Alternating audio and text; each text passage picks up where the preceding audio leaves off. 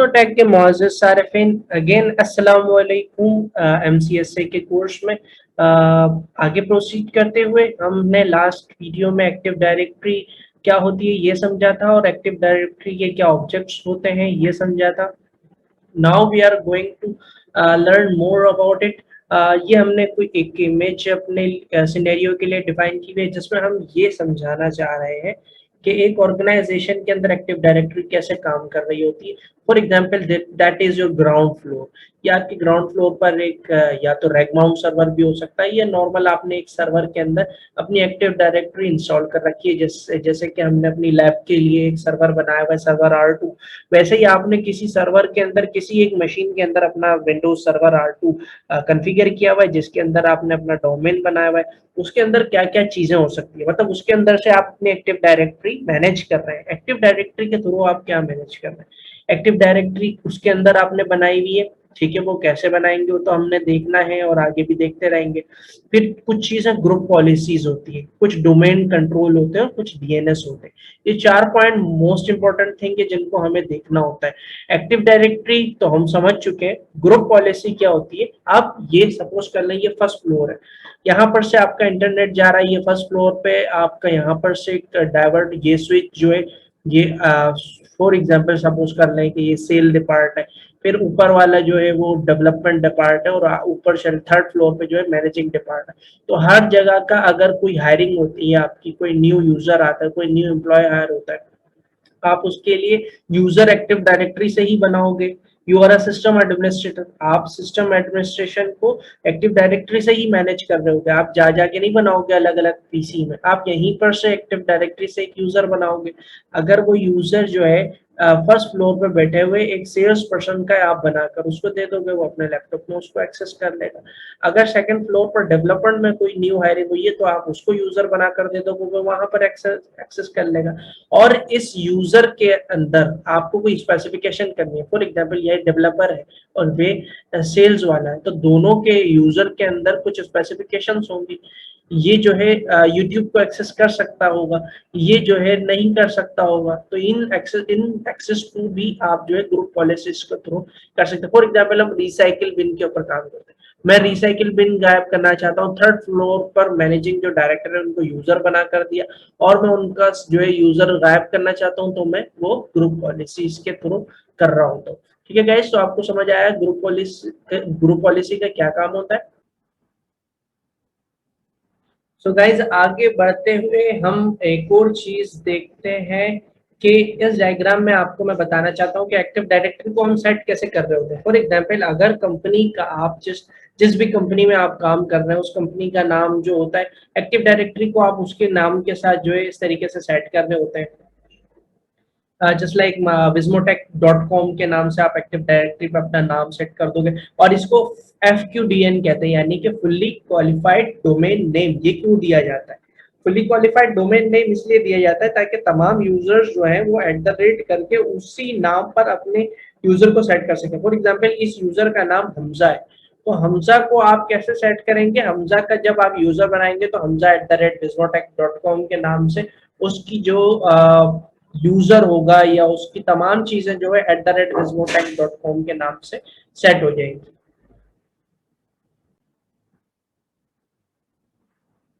इस डायग्राम से आगे बढ़ते हुए चलें, अब फर्दर एक और चीज की तरफ देखते हैं कि ये क्या चीज होती है। फॉर एग्जांपल आपकी कंपनी आपने खोली है जिसमें vismotech.com के नाम से आपने अपना एक्टिव डायरेक्टरी रजिस्टर कर ली। दैट इज नॉट नेसेसरी कि आप अपने आने वाले वक्त में कोई ब्रांच नहीं खोलोगे या आप अपने बिजनेस को बढ़ाओगे नहीं।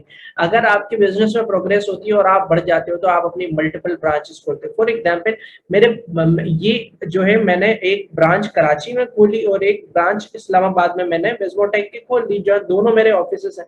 और मैं चाहता हूं कि मेरे एक ऑफिस में जो एक्टिव डायरेक्टरी का माहौल है, मेरे एक जगह पर जो एक्टिव डायरेक्टरी की जो मेरी नेटवर्क चल रहा है, एक लैन चल रहा है जहां पर मैं तमाम चीजें अपनी जो है सेंड कर सकता हूं।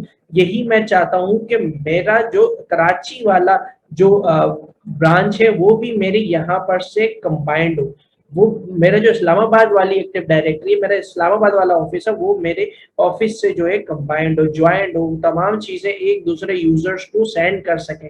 यहाँ पर का मैनेजर यहाँ के मैनेजर से बात कर सके, एक दूसरे की चीजें एक दूसरे को सेंड कर सके वाया एक सिक्योरिटी, वाया इंक्रिप्शन।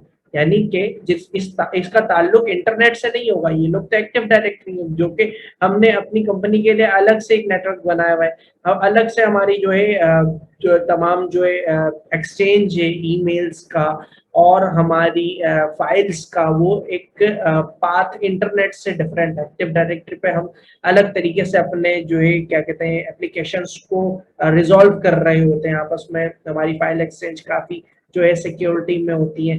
तो उन चीजों को रिजॉल्व करने के लिए मैं चाहता हूँ कि मेरा दूसरा जो ब्रांच मैंने ओपन की है वो भी मेरे एक डायरेक्टरी से जो है ज्वाइन हो, तो हम मल्टीपल मतलब अपने बिजनेस को हम ग्लोबल कर सकते हैं। ये फीचर भी आपको एक्टिव डायरेक्टरी के अंदर मिलेगा।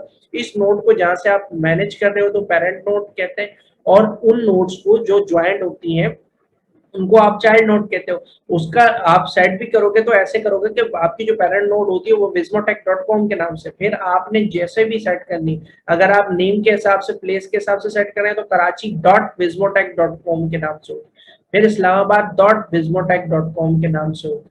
इन दोनों के दरमियान एक ट्रस्ट बिल्ड किया जाता है। वो ट्रस्ट कैसे बिल्ड किया जाता है वो हम एक्टिव डायरेक्टरी के मजीद जो आगे कोर्स में हम पढ़ने वाले हैं उसमें जरूर देखेंगे।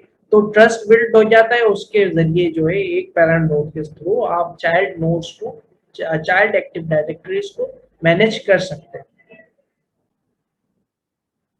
इसके साथ अगर आगे बढ़ते हुए मैं आपको एक और चीज दिखाऊं तो हम थोड़ा सा कॉम्प्लेक्स अगर चले जाएं तो पेरेंट नोड में हमारे पास सिर्फ जो है हम सिर्फ चाइल्ड में नहीं जा सकते, बल्कि उसके चाइल्ड के अंदर भी आप, फॉर एग्जांपल मैंने कराची के अंदर फर्दर अपने ऑफिस की 2 ब्रांच खोली, एक मैंने क्लिफ्टन पे खोली और एक मैंने शारा फैसल पे खोली। तो उन कंपनीज के अंदर भी मैंने अपनी एक्टिव डायरेक्टरी का माहौल क्रिएट किया, एक्टिव डायरेक्टरी को सेट किया और मैं उसको भी उस चाइल्ड के चाइल्ड में, फॉर एग्जाम्पल जनाब ये एक पेरेंट है जिनके ये फर्जंद साहब है और अब आगे इनके 2 फर्जंद हो गए, ये अब जो इनके वालिद हैं और ये इनके परदादा हो गए। तो गाइज इसी तरीके से आप देखें, अगर आपको सब चीजों में कुछ कॉमन नजर आएगा तो वो vismotech.com नजर आएगा।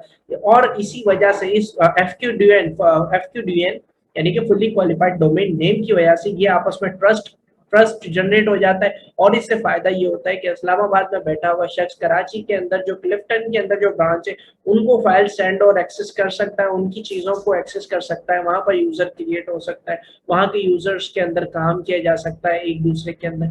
और कराची के अंदर बैठा हुआ शख्स इस्लामाबाद के अंदर जो शाही मोस्क के पास जो हमारी ऑफिस वाली ब्रांच है वहां के यूजर्स से जो है कम्युनिकेट कर सकता है विदाउट एनी टेंशन कि हमारी जो फाइल्स जो हम आपस में एक्सचेंज कर रहे हैं उनको जो है कोई थर्ड पार्टी जो हैकर हमारे पास हमारे अटैक करने के लिए बैठा हुआ है वो हमारी चीजों को देख लेगा। तो गाइस ये फायदा होता है। और इस पूरी डायग्राम को एक्टिव डायरेक्टरी के अंदर क्या कहा जाता है, अगर मैं आपको लिख कर दिखाऊं गाइस, तो इसको पूरी डायग्राम को ये कहा जाता है।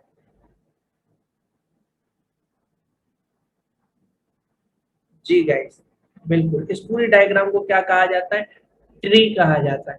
और गाइस जैसे कि मैंने आपको ये पूरी बैक पे एक्टिव डायरेक्टरी पहले समझाई थी कि एक्टिव डायरेक्टरी क्या होती है, जहाँ पर मुख्तलिफ ग्रुप पॉलिसीज के थ्रू हम जो है अपने यूजर्स को बना बनाकर एक एक कंप्यूटर के अंदर दे रहे होते हैं। हम यूजर क्रिएट करते हैं, फॉर एग्जांपल कोई सेल्स वाला आया, हमने सेल्स वाले का एक यूजर बनाया और हमने उस लैपटॉप के अंदर उसको करवा दिया। और हम उसका यूजर क्यों बनाते हैं, उसका यूजर हम अपने डोमेन के नाम पे बनाते हैं ताकि जो है हमारी जो तमाम फाइल्स वगैरह है वो सिक्योर रहे, एक्सचेंज करते वक्त जो है यूजर की पहचान हो सके। तो विस्मोटेक का जो है पार्ट है और यहाँ पर ही तमाम चीजें वो जो है एक्सेस और एक्सचेंज कर रहा होगा। फिर उसके बाद जो है हम एक्टिव डायरेक्टरी को जब अपने डोमेन सेट कर लेते हैं तो अगर हम कोई मल्टीपल ब्रांच खोलते हैं तो हम उन मल्टीपल ब्रांचेस को भी अपने एक्टिव डायरेक्टरीज में एज अ चाइल्ड इंटीग्रेट कर सकते हैं और उसको भी फर्दर आप डिफरेंट तरीके से